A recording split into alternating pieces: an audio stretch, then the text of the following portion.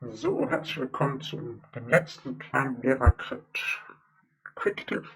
Und zwar zeige ich euch heute, wie ihr eine Veracrypt-Datei so einstellen könnt, dass sie beim Starten des Laptops euch automatisch fragt nach dem Passwort und dann automatisch eingehängt wird.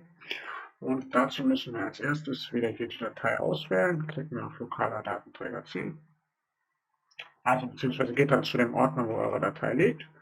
Dann wählt ihr hier wieder den Laufwerksbuchstaben, klickt hier auf Einbinden.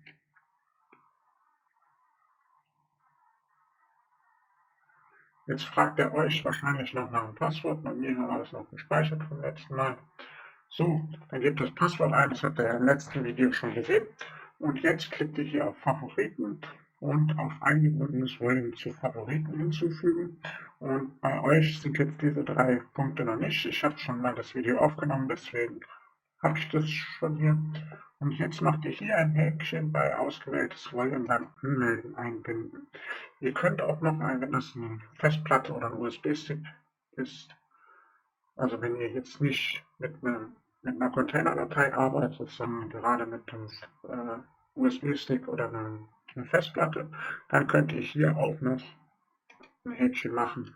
Dann wird, wenn ihr das anschließt, es automatisch hier nach dem Passwort gefragt.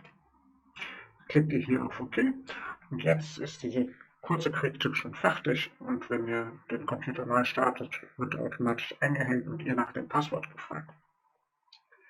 Danke euch recht herzlich für eure Aufmerksamkeit, bleibt gesund, bis bald.